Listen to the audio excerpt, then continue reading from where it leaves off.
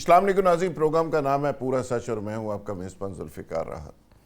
नाज़रीन, ट्रंप साहब ने नई धमकी ईरान को दी है और कहा है कि अगर फौरी तौर पर मुआहदा ना किया तो वो ईरान के तमाम बिजली घर और तमाम पुल और इंफ्रास्ट्रक्चर को उड़ा देंगे।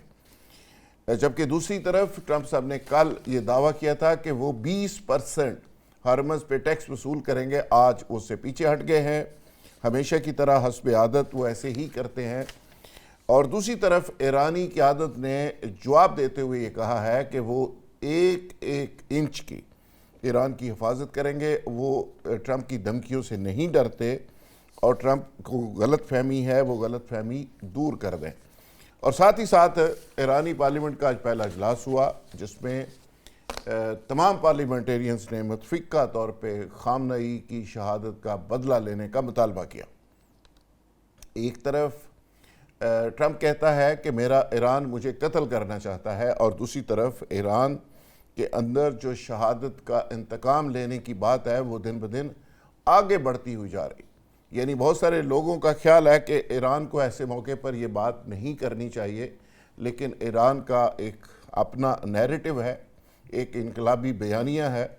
वो उस बयानिए से पीछे हटने को तैयार नहीं, खा उसकी कीमत कुछ भी ईरान को देनी पड़े। यही आज का हमारा मौजू है। मेरे साथ जो मेहमान मौजूद हैं, जुल्फ़िकार अली बदर हमारे साथ शामिल होंगे, पीपल्स पार्टी के सीनियर रहनुमा हैं। बहरामंद सीनेटर बहरामंद तंगी वो भी हमारी आज की गुफ्तगू का हिस्सा होंगे। मुस्लिम लीग नवाज से ताल्लुक़ है, सीनियर रहनुमा हैं। कर्नल रिटायर्ड अतर रहमान साहब मारूफ दफ़ाई तज़ियाकार हैं, वो भी हमें ज्वाइन करेंगे। आमना उल्फत साहबा चीफ मिनिस्टर पंजाब की साबिक़ एडवाइज़र, वो भी आज हमारे इस प्रोग्राम का हिस्सा हैं। और कराची से साबिक़ एमएनए तहरीक इंसाफ नुसरत वाहद हमारे आज के प्रोग्राम का हिस्सा हैं।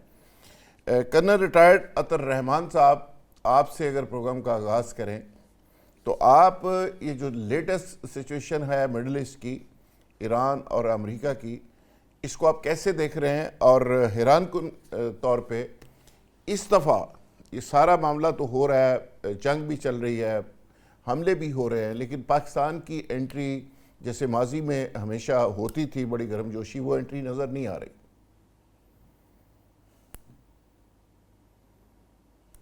कर्नल अतर साहब, थैंक यू वेरी मच कि आपने मुझे अपने प्रोग्राम में लिया। तमाम नाजरीन और सामीन को आदाब अर्ज़ है। मैं इस जंग के बारे में आपको याद रखना चाहिए कि ये एक जंग जो है इसमें अमेरिका थोड़ा सा अब पहले से बेहतर तरीके से तैयार होकर आया और ईरान जो है वो इस बात पे आप ये देख लें कि 2 अप्रैल को जो तमाम मीडिया था वो कवरेज दे रहा था अली खामनाई के जनाजे की और लेबनान के एक क्राइसिस की, और अमेरिका बैकफुट पे था। इजराइल बहुत बदनाम था, इजराइल से कोई मुंह नहीं लगा रहा था। लेकिन आज हालत ये है 6 जुलाई के बाद कि तमाम जो है क्या मीडिया उसको अमेरिका ने और इजराइल ने मैनेज कर लिया है। और जो क्या ये ईरान की ये जो एक गलती आप कह लें या ईरान की जो मस्ती थी उसको एक अपने लिए अपने हक में उसको इन्होंने लेके अपने हक में उसको लेके चले गए ये सारे वेस्टर्न कंट्री। और अभी ये देख रहे हैं कि इवन नेटो को भी इनके इस जंग में किसी तरीके से शामिल कर लें, इनकी मदद में आ गए। अच्छा कर्नल साहब, आपने जो बात की है कि अमेरिका ने इसराइल ने मीडिया को मैनेज कर लिया, उसमें पाकिस्तानी मीडिया भी शामिल है।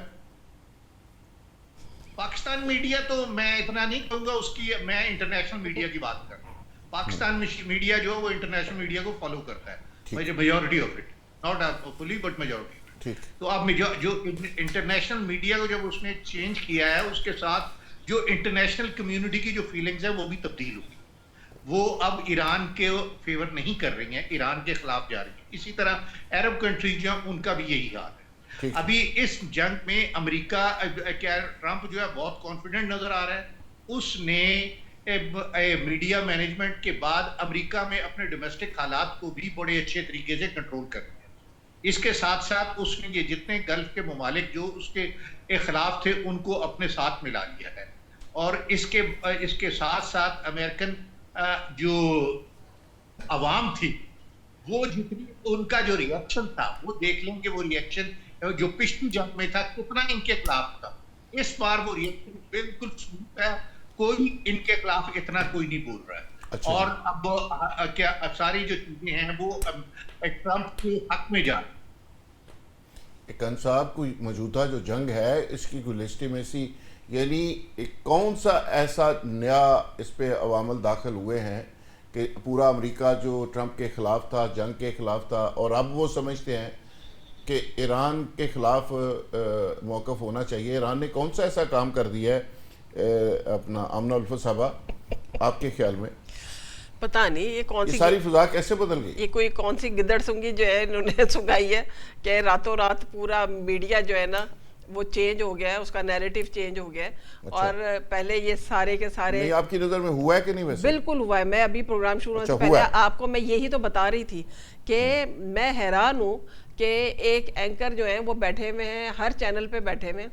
अब उनको ईरान की हर बात बुरी लग रही है और वो उसके बरमिला वो उसके ऊपर वो अपना मौक़िफ़ इस तरीके से पेश कर रहे हैं जैसे कि वो बहुत ही ज़्यादा ज़हीन फ़तीन अक्लमंद है और पूरी दुनिया शायद उन्हीं की मर्ज़ी और उनकी तज्ज़िये के मुताबिक चल रही है या चलेगी। और वो इसके ऊपर बज़िद है कि वो पासदारान इनकलाब को भी वो उसके ऊपर भी तनकीद कर रहे हैं। और मुल्क के अंदर कह रहे हैं कि जी ईरान की जो गवर्नमेंट है उसके साथ पासदारान इनकलाब जो है वो कौन है, वो क्यों है, वो किस लिए है। भाई हमारे मुल्क में अगर अपना माशाल्लाह लगा हुआ है या हमारे मुल्क के अंदर जमहूरी हुकूमत है, अच्छे लोग हैं, बुरे लोग हैं, कौन क्या है, ये हमारा अंदरूनी मसला है। अगर बाहर से कोई मुल्क हम पे अटैक कर देगा तो जमात इस्लामी भी अपनी फोर्स लेकर आ जाएगी, मौलाना फजलुर रहमान भी आ जाएंगे। मैं भी अपने बाल बच्चों से कहूँगी कि जब मरना ही है तो दो मार के मरे। तो ये तो फिर पूरी कौम मुत्तहिद हो जाती है। पासदारान इनकलाब अगर उनके साथ खड़ी हुई है अपनी हुकूमत के साथ और वो लड़ रही है, वो किसके लिए लड़ रही है? काम ही लड़ना है, ट्रेन ये इसलिए है, वो तो ईरान को सपोर्ट कर रही है स्पा ना। है वो उनकी स्पा है, उनका अपना मसला है। अब वो अमेरिका से एक अटैक हो रहा है तो उसके खिलाफ वो उस मुल्क में जितने भी लोग हैं वो उठ के लड़ेंगे ना अपनी जान बचाने के लिए या अपने मुल्क को बचाने के लिए। तो इसलिए ये मुझे समझ नहीं आई उन एंकर साहब की ये बात। मुझे अभी तक इस बात की कोई लॉजिक नहीं समझ आ रही। किस एंकर की बात कर रही हैं आप? मैं नहीं नाम लूंगी, बाद में वो ऐसी बिला वजह कोई सुना है आपने? ये नहीं कि आपने किसी की बात सुनी? वक्त एक ही चैनल पे बैठ के एक ही अच्छा हर चैनल पे मौजूद है वो एट ए टाइम और यही जुमला बोले चले जा रहे हैं, हर एक को उस पर कन्विंस कर रहे हैं और खुद बहुत ज्यादा महान बने बैठे हुए हैं। कहाँ से रातों रात उन पे वही नाजिल हुई है? अचानक से उन्होंने पैंतरा क्यों बदल दिया? कुछ अर्सा पहले तक वो जनाब जिन अच्छा ये लोग, मैं कहती हूँ इस वक्त मीडिया के कुछ लोग अगर या नून लीग के कुछ लोग ये बातें कर रहे हैं ना तो ये इनकी अपनी एक जाती राय है। ये क्यों कर रहे हैं, इनके क्या मफादात है? एक बात मैं बता दूं, जो मर्जी कर ले अवाम जो है ना ईरान के साथ ही रहेगी, जो मर्जी कह ले। ठीक है, ये एक पढ़ी लिखी बात है, सिक्का बंद बात है, ठीक है। इसको आप तंगी साहब देख लें। तंगी साहब, आपके ख्याल में, आप तो पहले दिन से ही ये कह रहे हैं कि ईरान को समझना चाहिए, ईरान को होश के नाखुन लेने चाहिए और अमेरिका की ताकत बहुत ज़्यादा है वगैरह वगैरह, आपका एक नैरेटिव डे वन से रहा है। तो अब मौजूदा हालात को आप कैसे देख रहे हैं?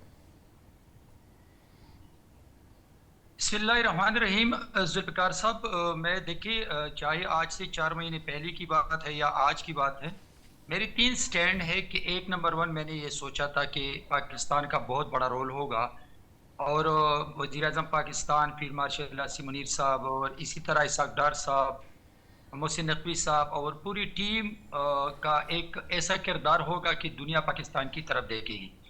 दूसरा मेरा स्टैंड ये था कि ईरान को पाकिस्तान की मेहनत को ज़ाया नहीं करना चाहिए और पाकिस्तान जो मेहनत करते हैं न सिर्फ ईरान को, न सिर्फ पाकिस्तान को, बल्कि पूरे हित्ते को जंग से बचाना चाहते हैं और दिन रात एक करके मेहनत कर रहे हैं।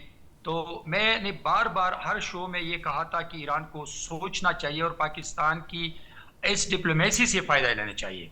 तीसरा मेरा ये स्टैंड था कि अगर जंग चढ़ी दोबारा तो ईरान का बहुत बड़ा नुकसान हो जाएगा और ये मैं आज भी आपके शो से कहता हूं कि ईरान के लिए अभी भी वक्त है, अगर 2 करोड़ 3 करोड़ लोग मरवाना चाहते तो या पूरे हिस्से को जंग के मुंह पे देना चाहते। देखिए आवाज को मैनेज करें यार, आवाज कहीं को आ रही है। अभी पाकिस्तान ने सऊदी अरब के साथ जो दिफाई मुआहिदा किया है और उसमें ये लिखा है कि अगर किसी भी मुल्क पे हमला होता है तो वो दूसरे दोनों मुल्कों पे कंसिडर होगा। अभी अगर ईरान ये सऊदी अरब पे हमला करते हैं तो पाकिस्तान का क्या किरदार है और क्या किरदार होना चाहिए? देखिए मैं आपको बता दूं कि ईरान के साथ हमारे ताल्लुकात भी है, इस्लामी मुल्क भी है। हम नहीं चाहते कि ईरान का नुकसान हो, हम चाहते हैं कि ईरानियन का नुकसान ना हो। लेकिन अगर ईरान आज बसरत है और फिर हुर्मुज़ को एक टूल के तौर पे उसने इस्तेमाल करना चाहा और जहाज़ों पे हमले की और उसने कोशिश की कि यहाँ पे हम हुक्मरानी करेंगे तमाम ममालिक पे, तो आई थिंक कि ये बहुत बड़ा ब्लंडर था। मैं अभी भी समझता हूं कि ईरान को सोचना चाहिए और ईरान को ऐसे स्टेटमेंट नहीं देना चाहिए कि ईरान के 3 करोड़ अवाम या 4 करोड़ अवाम मरने के लिए तैयार है। मैं समझता हूं कि अपने अवाम को मरवाना कहाँ की अक्लमंदी है। मैं समझता हूं कि उस मुल्क के हुक्मरान अगर ये चाहते हैं, ये कहते हैं कि मैं अमेरिका का मुकाबला करूं और मेरे 3-4 करोड़ लोग बेशक मर जाए, शहीद हो जाए, कोई फिक्र नहीं है, तो ये अक्लमंदी नहीं है। मैं अभी भी पाकिस्तान के किरदार नहीं तो क्या करें, सरेंडर कर दें जो पाकिस्तान के फील्ड मार्शल तंगी साहब आमना उल्फा साहबा कह रही हैं, कोशिश तो क्या करें, सरेंडर कर दें। तंगी साहब आमना उल्फा साहबा कह रही हैं कि कुछ तजवीज़ पेश करें, आप बड़े सियाने समझदार आदमी हैं, कि क्या ईरान सरेंडर कर दे, क्या करे, उसके आगे घुटने टेक दे, देखिए जुल्फ़िकार साहब उसके कदमों में सर रख दे, आओ हमें मारो। ये है कि पाकिस्तान का जो किरदार है, पाकिस्तान की जो मेहनत है, पाकिस्तान के ऊपर दोनों ममालिक ट्रस्ट किया है, अमेरिका ने भी और ईरान ने भी। तो ईरान की जो स्टेटमेंट है तकरीबन 15 दिन आप देख रहे, उनकी स्टेटमेंट को देख ली, उनकी प्रेस कॉन्फ्रेंस को देख ली, तो देखिए जब सीज फायर का डेट आ रहा था तो इतने मतलब कि आपको तंगी साहब जो ट्रंप की स्टेटमेंट्स हैं उसके बारे में आपका क्या ख्याल है? वो तो 1 घंटे में 60 मिनट होते हैं, मैं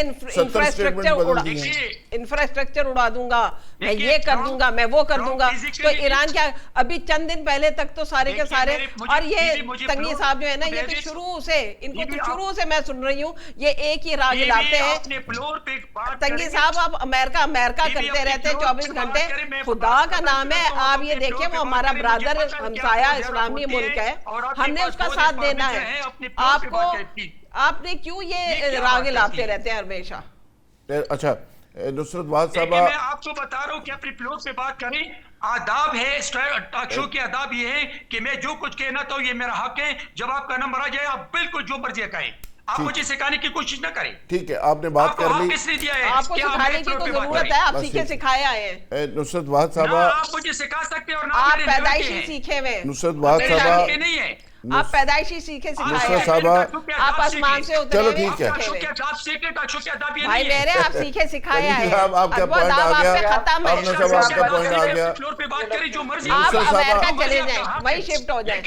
देखिए सबसे पहले आप तस्वीर लेके ट्रम्प किया करें, ये आप तस्वीर पकड़े और ट्रम्प शुरू कर दें। है कि आप दूसरे के आपकी पॉइंट स्कोरिंग हो गई है, आपके लीडरों ने रजिस्टर कर ली है, आपके लीडरों में आपका मकाम बहुत ऊंचा हो गया है। नहीं, मेरा ख्याल है लीडरों ने, ट्रंप ने कौन सा देख रहा होगा प्रोग्राम। नहीं, ये पहुंचा देना, नुसरत साहबा इतना जोर लगा रहे हैं, पहुंचाएं। चलो नुसरत वाद साहबा, आपके ख्याल में आईना दिखा रहा हूं, आप ताशो के आदाब सीख ले।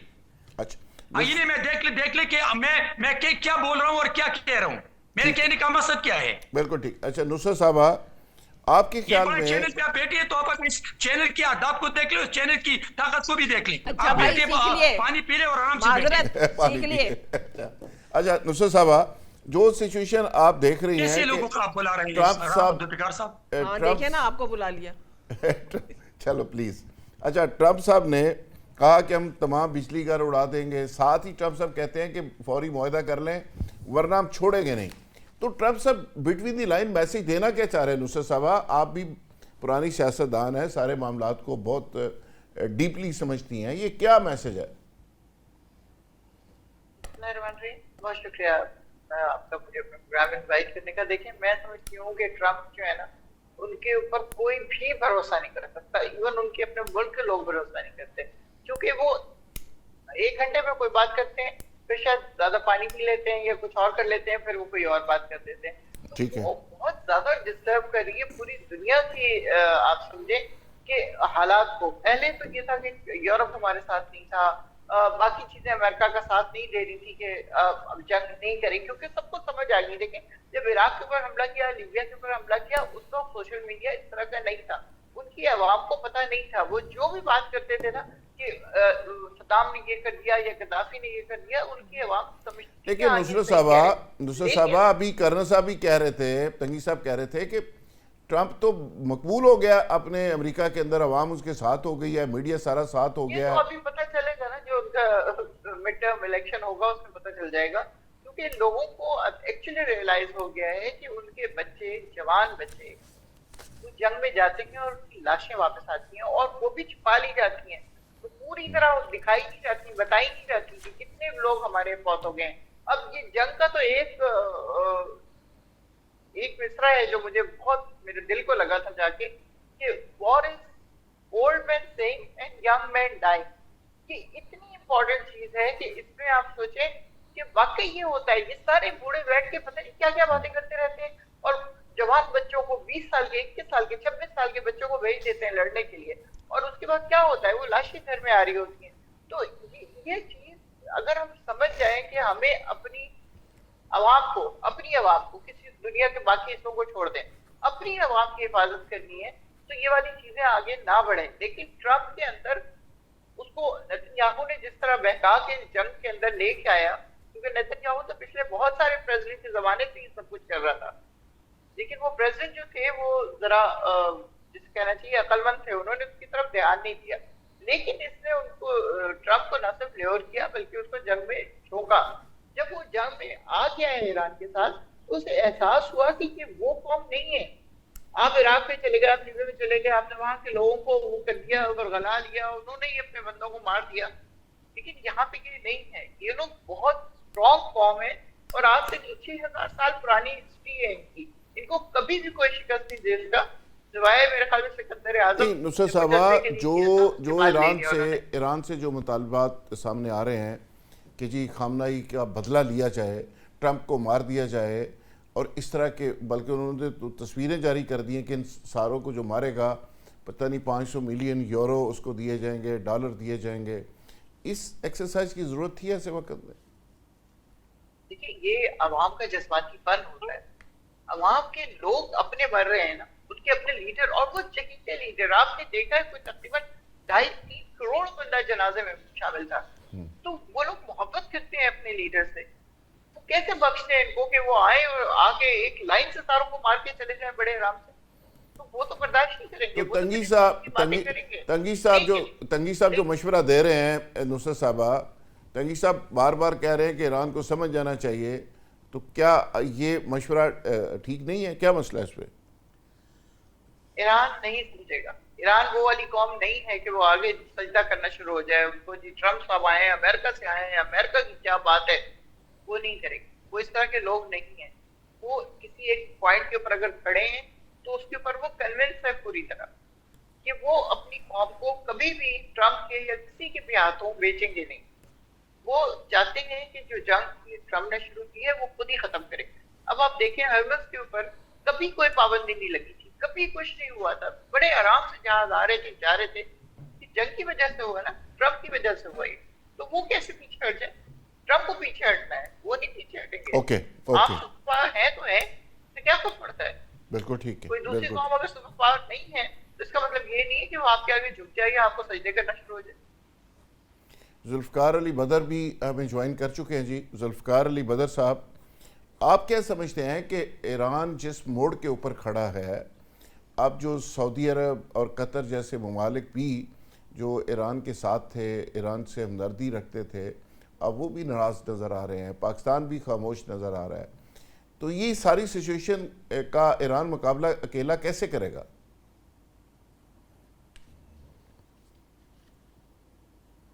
अपने प्रोग्राम में बुलाया। देखिए, बड़ी चैलेंजिंग सूरत हाल है ईरान के लिए। उसकी वजह है कि अमेरिका ईरान पे हमला करता है और ईरान सऊदी अरब, कतर, बहरीन, कुवैत के अंदर अमेरिकन फौजी अड्डों के ऊपर हमला करता है। अब वो अपनी तरफ से अमेरिका के ऊपर ही हमला कर रहा है, लेकिन किसी और मुल्क की सॉवरेनिटी उसके ऊपर हो रही है, और ये उन मुल्कों की सॉवरेनिटी हो रही है जो ईरान के साथ खड़े हैं। तो ईरान के लिए भी, उन मुल्कों के लिए भी, अमेरिका के लिए और पाकिस्तान के लिए भी बड़ी एक टफ सिचुएशन है कि वो समझ से बाहर है कि किसके साथ खड़े हों, किस चीज को कंडेम करें और किसके साथ किसकी हमायत करें। तो ये बड़ा एक डिप्लोमेटिक सा चैलेंज है तमाम अली मुल्कों के बदर लिए। साहब, वो ईरान के सारी साथ सूरत हाल के जब अंदर जब वो अड्डे अमेरिका को दिए हुए हैं, सारी सूरत हाल के अंदर जो तो असल वो challenging ईरान के चीज साथ है कैसे खड़े? कि जब एक सुलह नामा साइन हो गया था और एक तरफ बात चल पड़ी थी, तो फिर उसको तोड़ पुचाया जाना चाहिए था, ना कि आप उसको रास्ते में रोक के ही और सारी चीजों को करके।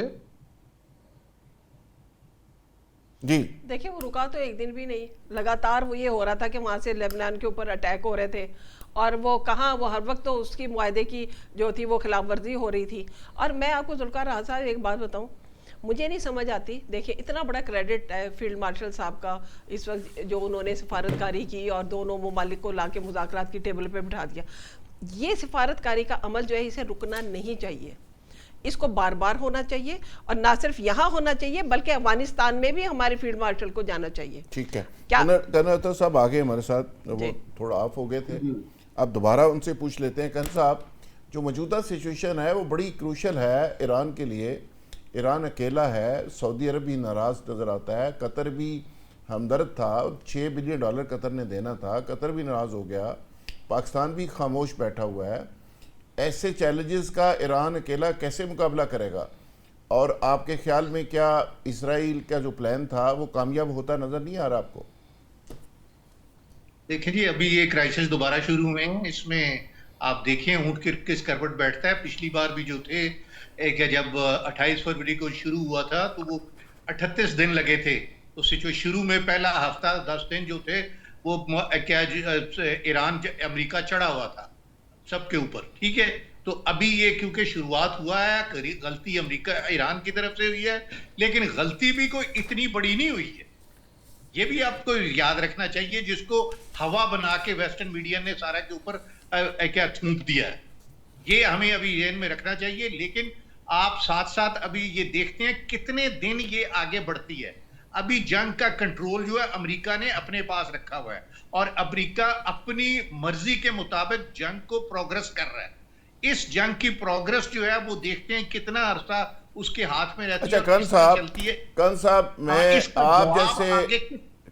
आप जैसे लोग जिनकी हालात पे बड़ी गहरी नज़र है, आप स्टडी भी करते हैं, दफाई मामलात को भी समझते हैं, आप क्या समझते हैं कि ईरान ये ना करता, एक उसको हिट ना करता, तो अमेरिका ये सारा काम ना करता? अमेरिका तैयारी कर रहा था कई दिनों से, ये एक ट्रैप था मुसाद का जिसका ईरान शिकार हुआ, या ईरान ने जो भी फैसला किया, आप समझते हैं कि ईरान का ही इसमें कसूर है? मैं आपके सवाल समझ गया हूं। आप मुझे बताएं कि आप दो हरीफ हैं, एक दूसरे के सामने बैठे हैं, आप हमेशा एनालाइज कर रहे होते हैं कि ये कौन सी अगली चाल चलेगा।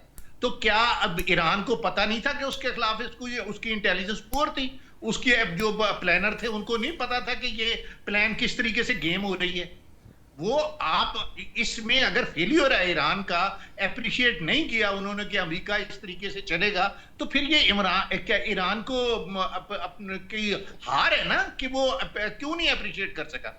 आप एक देखें कि पिछली बार मैं सिर्फ पूछ रहा हूँ, एक बात, please listen to me for a while. नहीं, आप सही कह रहे हैं।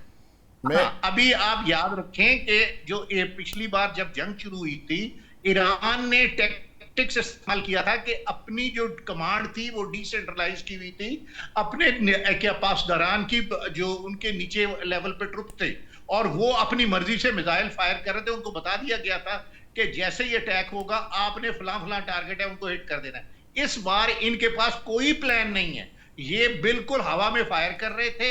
इनके जो पॉलिसी थी डिसेंट्रलाइजेशन ऑफ कमांड की, वो फायर बैक कर गई है, इनकी फेल हो गई है। अच्छा। जिसकी वजह से ये सब हो रहा है, इनके जो नीचे वाले क्या जो इनके जितने क्या वो लोग हैं इनके अंडरग्राउंड जो इनकी नीचे वाले कमांड्स हैं वो सारी की सारी अपनी हायर कमांड की बात नहीं मान रही हैं, जिससे ये गलत सिचुएशन पैदा हुई है। और ये गलत सिचुएशन अब ईरान से खुद कंट्रोल नहीं हो रही है। अच्छा जी, ठीक। क्योंकि उन सेंट्रलाइज कमांड थी वो खत्म हो गई है। अच्छा। जिसकी वजह से अब ये सब कुछ हो रहा है। ईरान को अभी रीग्रुप होते हुए काफी टाइम लगेगा, एकदम रीग्रुपिंग नहीं हो सकती है। ये बात आपने याद रखनी अच्छा, है। मेरे अमेरिकन आर रीग्रुप्ड और वो अब उन्होंने पूरी जंग का कंट्रोल अपने हाथ में लिया हुआ है। इसलिए अब ये MOU जो है उसमें आप जो मर्जी क्या करते रहे, क्या जोर लगाते रहे, वो पुराना MOU अब नहीं चलेगा।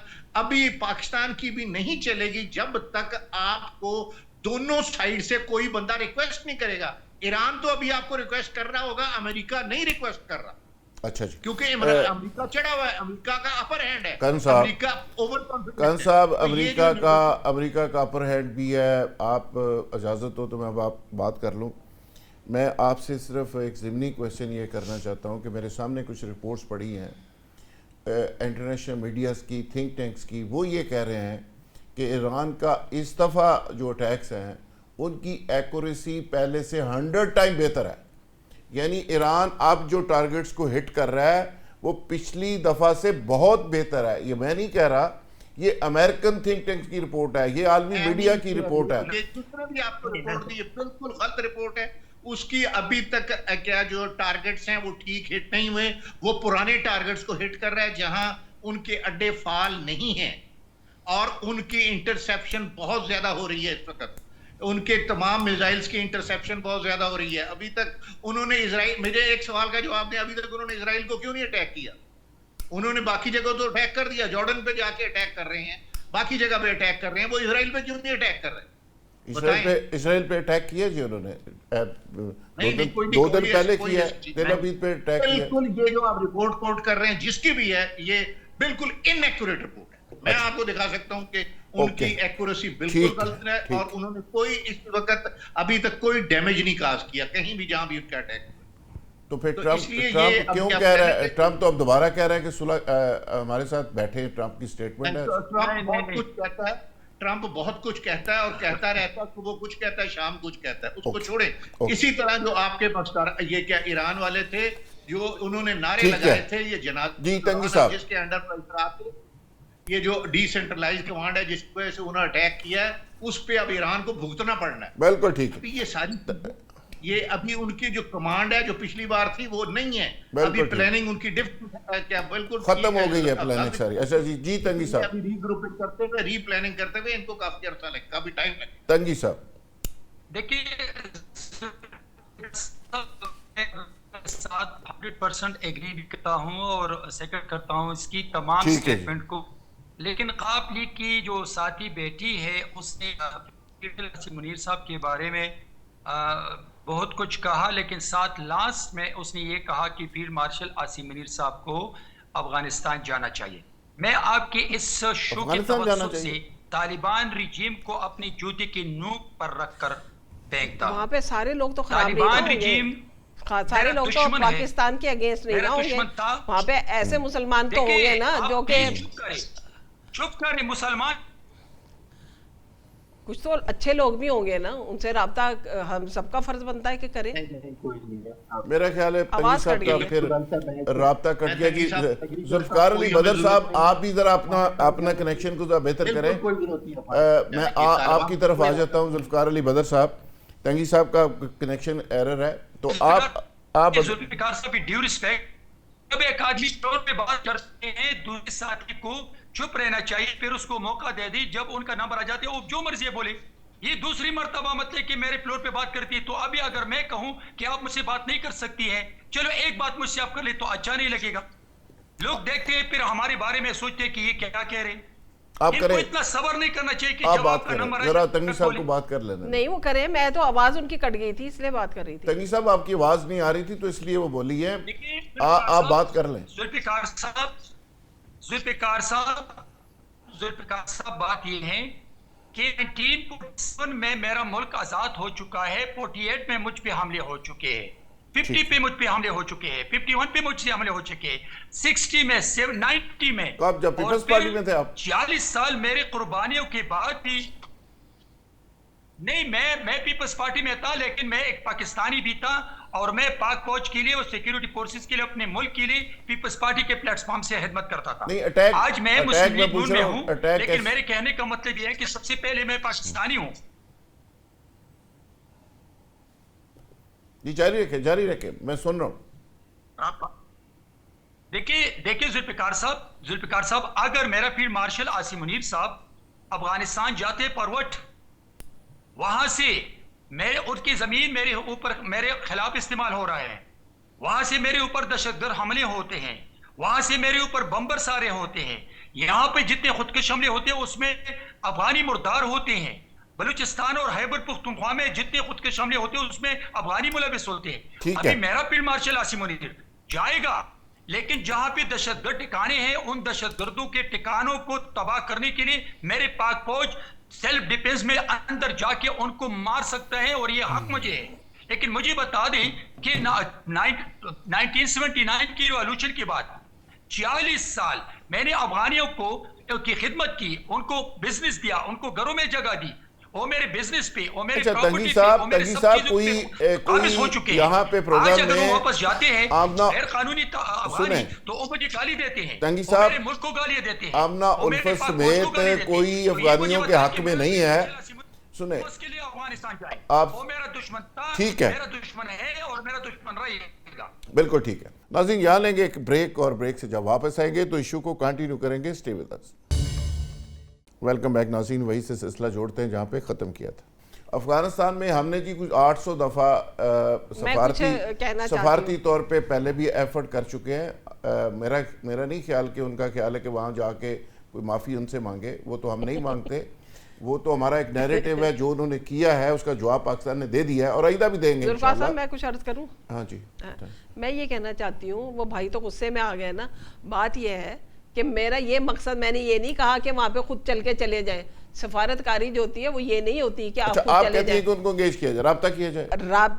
वहाँ पे सारे लोग तो बुरे नहीं ना होंगे, मुसलमान है वहाँ पे बड़े अच्छे अफगानी भी होंगे, सबके सब तो हर मुमलिकत में, तो हर वक्त रखना चाहिए, दरवाजे खुले रखने चाहिए, डायलॉग्स होने चाहिए, हर एक को बिठाना चाहिए। और एक बहुत बड़े पन का पूरी दुनिया में फील्ड मार्शल साहब को आज भी लोग सलाम पेश करते हैं जो उन्होंने ये कदम उठाया था। ठीक है, मैं कहती हूँ कि उसी को सामने रखते हुए अभी भी किसी का ना पीछा छोड़े। अमेरिका, ईरान, ये जो सिलसिला उन्होंने शुरू किया इसको जारी सारी रखे, इसका बल्कि इसका ज्यादा बड़ा इसको बढ़ा दें, ज्यादा बड़े लेवल पे इसको फैलाएं, इसको लेके चलते जाएं। लोग अगर कोई फब्तियां कसते हैं, कोई कहता है जी नाकाम हो गया, ये हो गया, सब बकवास बात है। जब आप सिफारती कदम उठाते हैं, जब आप डायलॉग का रास्ता खोलते हैं, मुश्किलात भी आती हैं और कोई नाकामी नहीं है। ये भलाई की बात है, ये अच्छी बात है।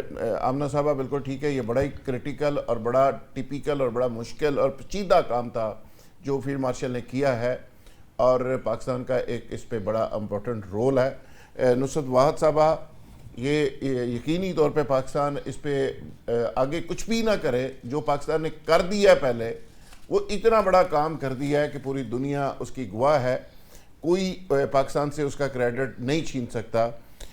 अभी हमारे दोनों मेहमानों का ख्याल है, नुसरत साहबा, तंगी साहब का भी और कान साहब का भी, कि अमेरिका अपर हैंड है उसका और ईरान ने ये बहुत बड़ी गलती की है, इसकी ज़रूरत नहीं थी और इसका खमियाजा अल्टीमेटली ईरान को भुगतना पड़ेगा। तो आप इससे इत्तेफाक करती हैं? देखिए, मैं इत्तेफाक भी करती हूँ और नहीं भी करती। अमेरिका सुपर पावर है, जाहिर है उसके पास बहुत ज्यादा रिसोर्सेज हैं और जिस तरह अपने रिसोर्सेज को उसने फैलाया हुआ है, हर मुसलमान मुल्क में आप देखें पूरा का पूरा मिडिल ईस्ट, वहाँ पे उसके अड्डे पाए जाते हैं। और वो वहाँ जब वो बन रहे थे तो उन मुल्कों का ख्याल था कि ये हमारा डिफेंस करेगा अमेरिका, ठीक है। लेकिन हुआ ये कि वो उसके डिफेंस के बजाय वो इसराइल का डिफेंस कर रहा था और फिर वहां से वो ईरान को तबाह करने के लिए वो काम आए सारे। तो अब इस वक्त ईरान वो नहीं है जिसको शिकस्त हो जाएगी। मैं अभी भी यही कहती हूँ, इसको शिकस्त नहीं होगी, हो सकती नहीं है। हाँ, बहुत टफ टाइम जरूर आएगा ईरान के ऊपर, क्योंकि उनके पास देखिए रिसोर्सेज सिर्फ ये नहीं कि बहुत ज्यादा उनके पास असलहा है या वेपन्स है या फला है या लिखा, इस तरह की चीजों के अलावा भी उनके पास पैसा बहुत है और उस पैसे से वो सब कुछ खरीद सकते हैं और खरीदते रहे हैं। तमाम मुल्क आप देखें, यूरोप जो है वो उससे अलग हो गया था। इंग्लैंड समेत जो हमेशा जिसके बारे में होता है कि वो पपी है उसका, अमेरिका का, जो अमेरिका कहता है उसके पीछे पीछे दो मिलाते हुए चलता है। लेकिन इस दफा ऐसा नहीं हुआ और बाकी ममालिक ने भी यही कहा कि हम इनके साथ नहीं जाएंगे क्योंकि हम बहुत ज्यादा इनके ऊपर बिलीव करते रहे और वो सारे गलत थे काम जो भी इन्होंने किए। तो वो चीज सामने रखते हुए मैं नहीं समझती कि अमेरिका बहुत देर तक आगे चल सकेगा। इसको ईरान को इंशाल्लाह जरूर फतह होगी, ये हमें पक्का फतह ईरान को उधर से जनाजा जा रहा है और इधर से हमले हो रहे हैं। तो ये कोई भी जो जरा सा भी सेंस रखता हो ना वो इस चीज को अप्रूव नहीं करेगा। ठीक है। जो भी गलती अमेरिका ने की है, जुल्फकार अली बदर साहब, ये खत्म हो जाएगी। जुल्फकार अली बदर साहब, आप क्या समझते हैं? हमारे दोनों मेहमानों की राय भी आपने सुनी, नुसरत वाहद साहबा भी कोई उम्मीद की बात कर रही हैं, ईरान को सपोर्ट कर रही हैं कि ईरान जीतेगा और फतह हासिल होगी। आमना उल्फत साहबा का भी यही ख्याल है, लेकिन दूसरे दोनों मेहमानों का ख्याल है कि अमेरिका के पास ताकत ज़्यादा है, अपर हैंड है उनका, और ट्रंप दोबारा से नई तैयारी करके आए हैं। तो आपके ख्याल में आप इस जंग का नतीजा क्या देख रहे हैं? जुल्फिकार साहब, इसके अंदर ईरान जीते अमेरिका जीते, असल बात तो है नुकसान तो इंसानियत का है। आपने इस दुनिया के अंदर पीस को कायम करना है। अमेरिका के पास तो बहुत बड़ी ताकत है, अगर वो अपनी ताकत का नाजायज इस्तेमाल करके ईरान पे हमला करता है तो ये तो बराबरी की बात नहीं है। ईरान तो एक बड़ा बहादुर नेशन है कि जिसके पास ज़राए वसाइल होने के बावजूद उसने बड़ी हिम्मत के साथ स्टैंड लिया और अमेरिका का मुकाबला किया। उसके मुकाबले में अगर कोई और मुल्क होता तो शायद वहां पे रजीम भी चेंज हो जाती, घुटने भी टेक देते और वो आके कहते कि यार हमें अपनी 51st स्टेट भी बना लो। लेकिन ईरानियों ने स्टैंड लिया है। मसला ये नहीं है कि ईरान जीतेगा या अमेरिका जीतेगा, तबाही कौन ज्यादा कर सकता है, किसके पास ज़राए वसाइल है। हमें इस चीज को देखना है कि जो है सेंसिटी जो विजडम प्रिवेल करना चाहिए और हमें इस चीज को करना चाहिए जो पाकिस्तान ने पहले रोल प्ले किया है। ये पाकिस्तान ने एक डायलॉग की विंडो खोली है, दोनों साइड पे बीच में इंटरवीन किया है। जिस टाइम पे ट्रंप ने अटैक करना था पूरे ईरान के ऊपर, हो सकता है न्यूक्लियर अटैक कर देता, उस टाइम पे पाकिस्तान ने आके वो जंग को रोका। और इस टाइम पे ईरान ने अटैक किया या अमेरिका ने किया, मैं कहता हूँ गलती दोनों साइडों में किसी की भी हो। इस टाइम पे तमाम मुल्कों को बीच में जो एक अच्छा रोल मीडिएट अली बदर साहब वो ठीक है, वो आपकी दोबारा से प्ले करना चाहिए। आपकी सोच है, हमारी भी ये ख्वाहिश है ऐसा हो, पाकिस्तान दोबारा एक्टिव हो, सुलह हो जाए। लेकिन सरेदस्त पाकिस्तान ना हो सर एक्टिव, दुनिया का कोई भी मुल्क हो जाए, पाकिस्तान ने कोई जरूरी नहीं है। वो उस टाइम पे तो दुनिया का कोई भी मुल्क नहीं हुआ तो पाकिस्तान ने आके अपना रोल प्ले किया तो पाकिस्तान वर्ल्ड स्टेज के ऊपर भी आ गया। अभी किसी और मुल्क को भी चाहिए आके खड़ा हो, ट्रंप को आके कह के ना करो जंग, तो ये तो पाकिस्तान की हिम्मत थी ना। फील्ड मार्शल साहब ने स्टैंड लिया और उन्होंने उस चीज पे, अमेरिका भी फेस सेविंग चाहता था तो उन्होंने कहा कि हाँ ठीक है जी, हमें प्राइम मिनिस्टर ने और फील्ड मार्शल ने बोला, हम रुक गए।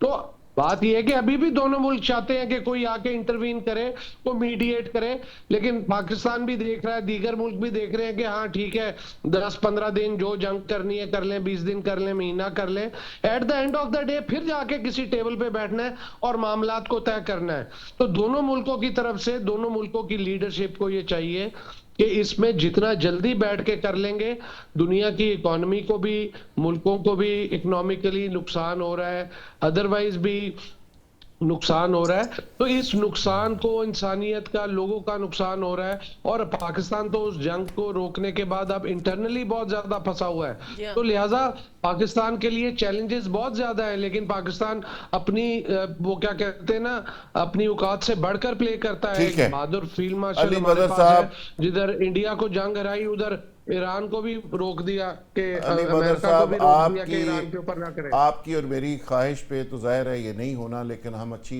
सोच सकते हैं की बात कर रहे हैं जुल्फिकार साहब। ख्वाहिशात तो हमारी इससे भी बढ़ के हैं कि ख्वाहिशात पे मुल्क और सियासत होती नहीं। हाँ ठीक बात, लेकिन आपके साथ साथ हमारी भी ये ख्वाहिश है कि ऐसा हो, अमन कायम हो। लेकिन मुसीबत ये है कि अमेरिका को आज तक जो कुछ मिला है, 250 साल उसको कायम हुए हैं, 300 जंगें वो लड़ चुका है, उसको तो सारा कुछ जो कुछ मिला है इसी जंगों के नतीजे में मिला है, इसी बदमाशी के नतीजे में मिला है।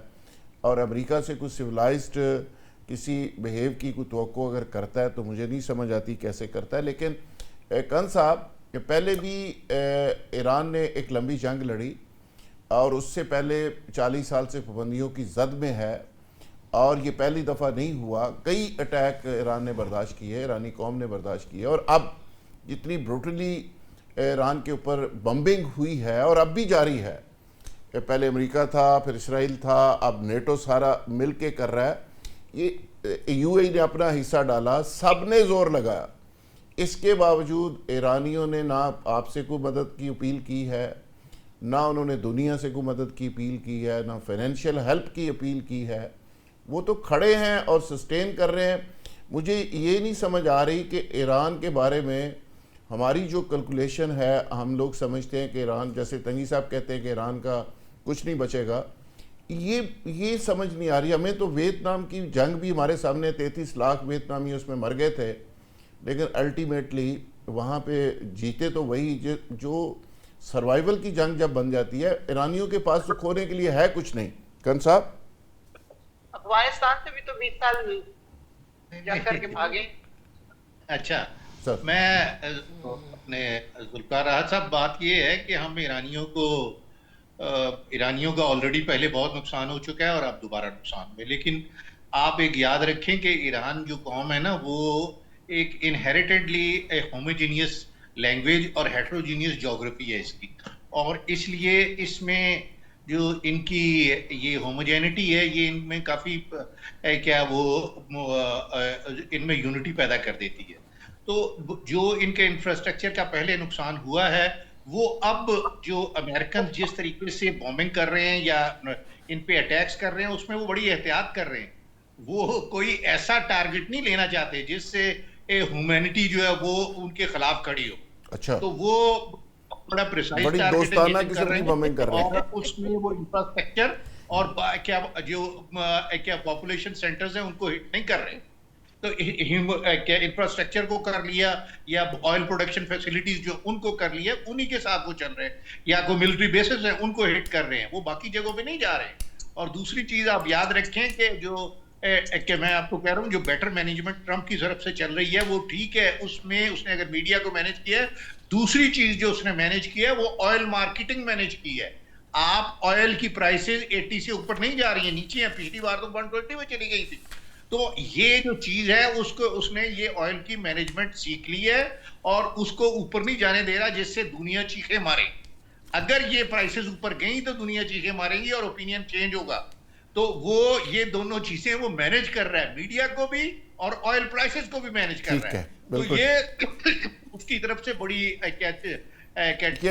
बड़ी एडवांस प्लानिंग के साथ वो दोबारा यानी तो let's see what does happen, और इट विल टेक अभी एटलीस्ट 10-12 दिन और देखें किस तरीके से ऊंट करवट बैठता है। अभी आप ईरान को भी अंडर एस्टिमेट मत करें। ईरान के पास भी बहुत कुछ है।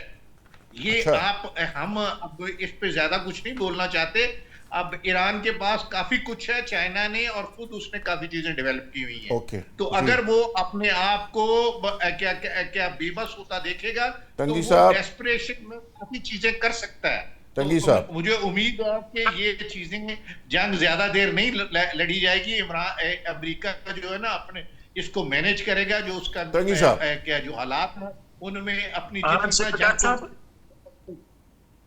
जुल्फिकार साहब ने अल्लाह न करे कि ईरान में मजीद शहादतें हो, अच्छा, अवाम शहीद हो, उनके मिलिट्री लीडरशिप शहीद हो। लेकिन मुझे बहुत डर है और मुझे होप है कि आने वाले, अगर अल्लाह न करे, आपको क्यों डर है इस चीज का? मुसलमान तो शहादत से डरते ही नहीं। ईरानी जब नहीं डर रहे तो आपको इतना क्यों खौफ है? ईरानी कौम तो कह रही है कि अब शहादत से डरते ही नहीं, हम तो शहीद होना चाहते हैं। देखिए, शहादत से डरना या शहादत से न डरना, मैं उसकी बात नहीं कर रहा हूँ, मैं इस्लामी तालीमात की बात नहीं कर रहा हूँ। मैं ये बात करता हूँ कि अल्लाह न करे कि ईरान की लीडरशिप का बहुत नुकसान मजीद हो जाए, जंग इस्लामी तालीमात के मुताबिक लड़ रहे हैं, इसके बारे में बता रहा हूँ। लेकिन अगर ये जंग जारी रही 10-15 दिनों में, तो लीडरशिप का बहुत बड़ा नुकसान हो सकता है। मैं आपके चैनल की तवज्जो देता हूँ। तंगी साहब, आपने पहले भी बड़ा डराया था हमें, लेकिन उसके बाद जब मुआहदा हुआ था तो ऐसे लगा कि जैसे ईरान जीत गया और अमेरिका हार गया। 14 निकात थे, 14 निकात चीख चीख के एक लफ्ज़ कह रहा था कि ईरान जीत गया। अब भी आप कह रहे हैं 10 दिन और देख लेते हैं, हफ्ता और देख लेते हैं। जी अमना उल्फा साहबा। देखिए, सबसे बड़ा अलमिया जो है ना, इससे भी बड़ा कि ये तमाम सुपर पावर्स जो आज पता नहीं चांद को आगे छोड़ के मरीख और मुश्तरी तक पहुंच गए, इनको ये नहीं पता कि इस कुर्रार्स को, ये इतनी बड़ी कायनात में ये क्या एक ज़रीर हकीर तरीन ज़र्रा रेत का जो होता है ना, उसके बराबर भी नहीं है। ये इसको यहाँ पे क्यों बर्बाद करने चले हुए हैं? ये अपने हाथों से क्यों इसको ख़त्म कर देना चाहते हैं? ये क्यों इसके ऊपर बम्बारमेंट कर करके ओजोन लेयर को फाड़ के और यहाँ पे बीमारियाँ ताबकारी फैला के, ये क्या ये शायद इन्होंने, मुझे लगता है कि ये ट्रम्प साहब ने कहीं मुश्तरी में या मरीख पे जाके ना अपना कोई बंकर या कोई अपना कोई स्टेट वगैरह बना ली भी है। इनको ये पता है कि हमने यहाँ से निकल जाना है, तो इस दुनिया को जो है ना ये उड़ा दो, हर एक को अपनी जाती अना और अपने उसमें फिरौनियत में अपनी उसमें ये इसको आग लगा दो। वो जैसे वो रोम जल रहा था तो वो नीरो बंसरी बजा रहा था, तो ये इसी तरीके से ये ट्रम्प साहब शायद इन्होंने कोई खला में कोई खलाई स्टेशन पे कोई अपनी स्टेट बना रखी है, इनके साथ साथ बड़े और बैठे होंगे। खुदारा मुझे नहीं समझ आती ये सुपर पावर के ये जो बड़े बड़े टाइकोन या बड़े बड़े ये बैठे हुए फेस, इनको समझ नहीं आ रही कि ये क्या कर रहे हैं। उनको नहीं समझ आ रही, वो आपसे ज़्यादा समझदार हैं। नुसरत वाद साहब, आप फाइनल आप ज़रा बताइएगा कि तंगी साहब ने तो ईरान को तंबीह कर दी, समझा भी दिया कि आप इस तरह चल सकते हैं, बेहतर ये होगा। आपके ख्याल में ईरान को अब क्या करना चाहिए? ईरान को यही करना चाहिए कि अपने मुल्क की हिफाजत करनी है उसने। अगर कोई जो भी उसका, देखिए शुरू से ईरान ने एक अपना स्ट्रेटजी रखी हुई है कि आंख के बदले आंख, हाथ के बदले हाथ, कि जो उसके मुल्क में हमला करेगा वो वापस उसके मुल्क में हमला करेगा। और इससे उसने जो तबाही मचाई है वो आप समझ सकते हैं कि जिस तरह अबू धाबी गायब हो गया, बाकी तमाम ममालिक किस तरह उनको नुकसान हुआ है। वो कभी सोच नहीं सकते थे कि एक वो मुल्क जो कि सिक्योर समझा जाता था, पूरी दुनिया से लोग आके वहां पे इन्वेस्ट कर रहे हैं, सब कुछ कर रहे हैं, अब वहां पे कोई नजर नहीं आता, खाली, बिल्कुल खाली पड़े हुए उनके एयरपोर्ट हर चीज। तो ये किसकी वजह से हो रहा है? आपने ईरान के ऊपर हमले किए, ईरान उसका जवाब दे रहा है और पहले भी दिया है और अब भी देगा। और इंशाल्लाह हम बीइंग अ मुस्लिम हमें पक्का यकीन है कि ईरान जीतेगा। जुल्फकार अली बदर साहब, मैं अगेन कहूँगा, मैंने करण साहब को भी पहले कहा कि ईरान है जो पिछले 40-50 साल से पाबंदियों की जद में है। बमबारी दुनिया का कोई जदीद हथियार नहीं जो उनके पे आजमाया नहीं गया। ना वहाँ ट्रैफिक रोक रही है, ना बिजली जा रही है, ना उनकी ज़िंदगी जो है वो डिस्टर्ब हो रही है, ज़िंदगी भी नॉर्मल है। और एक ऐसा मुल्क जो अभी जंग से निकला नहीं, उसने 100 ममालिक के वफूद को वहाँ पे होस्ट किया है, करोड़ों लोगों का इज्तिमा हुआ है, करोड़ों। और हमारा इस्लामाबाद में 3 VIPs ने आना था, तो पूरे 1.5 महीना इस्लामाबादियों की और पिंडी वालों की जो हालत हुई है, पूरे पाकिस्तान के नाके लगे हुए थे। मैं हैरान हूँ कि आप ईरान के बारे में हमारे दानिश्वर जो बात करते हैं, ये इन चीज़ें नज़र क्यों नहीं आती इन्हें? सर वो ईरान ने अपने आप को कॉम बना लिया ना, सरवाइव कर गए इतने साल। सारे इंफ्रास्ट्रक्चर कॉम सिर्फ नहीं है, इंफ्रास्ट्रक्चर उनका बनाया हुआ। तो तैयारी नहीं की, हमने तो तैयारी नहीं की जुल्फिकार राज साहब। हमें तो सुई से लेके जहाज तक जितनी हमें सपोर्ट थी चाइना की, हर चीज बनानी चाहिए थी। वही सारी इंडस्ट्री जो पाकिस्तान में लगनी थी वो वियतनाम में, कंबोडिया में जाके लग गई है। आपने क्या किया? कुछ भी नहीं, आपने CPEC भी नहीं बनने दिया। तो बात कहने की ये है कि हमारे इंटरनल प्रॉब्लम्स, इंटरनल इश्यूज इतने हैं कि हम अपने आप को, we have to put our house in order. We are not putting our house in order. जब तक अपना घर ठीक नहीं करेंगे हम कुछ भी कहीं पे भी ग्रो नहीं कर सकेंगे। जुल्फिकार अली बदर साहब, आपकी मौजूदगी में पार्टीज का आपस में कोई हारमोनी। अली बदर साहब, आपकी मौजूदगी में तंगी साहब से आखिरी सवाल है। तंगी साहब, मैं लाहौर रहता हूँ डिफेंस में, बारिश बादल हो ना कामों की, तो लाहौर की बिजली चली जाती है और पूरा दिन नहीं आती। आप जिस ईरान के बारे में आप बार बार वार्निंग देते हैं ना, कम अज़ कम इन चीज़ों को ज़रूर स्टडी किया करें कि वो ईरान जहाँ पे दुनिया का बड़े से बड़ा बम लग रहा है और उनके इंफ्रास्ट्रक्चर का लेवल ये है कि वहाँ पे न बिजली जा रही है।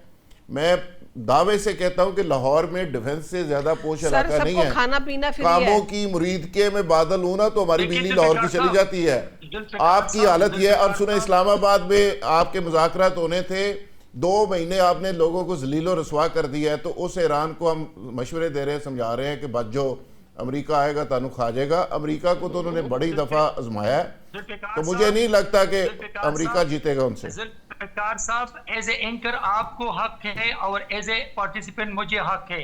वक्त साबित करेगा, आपकी सोच को और मेरी सोच को साबित करेगा कि कौन गलत थे कौन ठीक थे। तंगी साहब, वक्त आने दें, पहले जो चल हुआ है, जाएगा। पहले जो अल्लाह MOU रब्बुल हुआ है, आलमीन और अल्लाह देखिए जो रब्बुल पहले मुस्लिमीन MOU नहीं हुआ है है। तंगी साहब, आप इस्लाम की मुसलमान में इतने तंगी साहब जज्बात तंग की नजरी मत से बने। सोचते हैं, खुले अल्लाह दिल से रब्बुल नहीं आलमीन सोचते। है। अल्लाह रब्बुल मुस्लिमीन नहीं है कि वो दो फुटबॉल की 2 टीमें खेले और एक मुसलमान टीम और एक अमेरिकन टीम हो और वो मुसलमान जीतेगा, वही जीतेगा जो अच्छा खेलेगा। ये क्या कह रहे हैं आप लोग? खुदा का खौफ करे, जज्बात में ना आए। नहीं आप इतने जज्बात की मत मैं बने। तो आप ऑन क्या कह ग्राउंड रहे हैं? सिचुएशन कह रहा हूं। मैं जज्बात में तो आ ही नहीं रहा, मैं तो ऑन ग्राउंड जो सिचुएशन है वो बता रहा हूं। इसमें आप कोई मुझे जज्बात नहीं पाकिस्तान है, की तंगी साहब अमेरिका की बहुत बड़ी इसमें सपोर्टर है। कोई जज्बात नहीं है। मैं तो जो नजर आ रहा है, देखें आपने तंगी साहब पिछले 4 महीनों से, तंगी साहब 4 महीनों से आपने कहा कि अमेरिका खा जाएगा, ईरान हार जाएगा। ईरान नहीं हारा। को तबाह किया, आपने आवाम को तकलीफ दी। पूरी दुनिया अप्रिशिएट करते है पाकिस्तान के इस किरदार को। आप कह रहे हैं कि वो तो पाकिस्तान उसको की कौन मना हुकूमत कर ने रहा है? आवाम को तकलीफ में उसको मुब्तला कौन किया। उसके अगेंस्ट है भाई? नहीं, मैं आप कह रहा हूं कि हमारे appreciate कर पल्ले रहे हैं। क्या है। आप तो ट्रैफिक मैनेज नहीं कर सकते। मैं यार, ये उस मुस्लिम रोल ये की काम बात करते नहीं हैं, कर रहा। हुकूमत रोल देने तो के लिए हमारा, बोलते हैं। देखें रोल तो हमारा हुआ है। मैं गलत कहता तरफ ले जा रहे हूं हैं बात चलो को। उसको मुज़ाकरात को छोड़ दे। एक VIP ने आना हो तो आपका 2 हफ्ते आपकी सड़कें ब्लॉक रहती हैं। चलो इस तरफ आ जाए, आप उसको मुज़ाकरात को छोड़ दें। सारी ये वो चीज़ें हैं। बदकिस्मती से तंगी साहब, टाइम हमारा बिल्कुल ही ख़त्म हो गया है। खुदा के लिए ग्राउंड रियलिटीज़ को समझा करें, देखा करें। ईरान किन पाबंदियों से गुजरा है। दुनिया से उसने 1 टका नहीं मांगा, किसी से, किसी को अपील नहीं की, जोली नहीं ऐसे की। फैलाई नहीं। और आप अपनी हालत देख लें, ईरान की हालत देख लें, फिर मेरा ख्याल है पेशीनगोई करते हुए हमें ज़्यादा आसानी हो जाएगी। बहुत शुक्रिया जी तमाम मेहमानों का, आपने सबका नुक्ता नज़र सुना। कल इंशाल्लाह दोबारा नए प्रोग्राम के साथ दोबारा मुलाकात होगी। Thank you very much.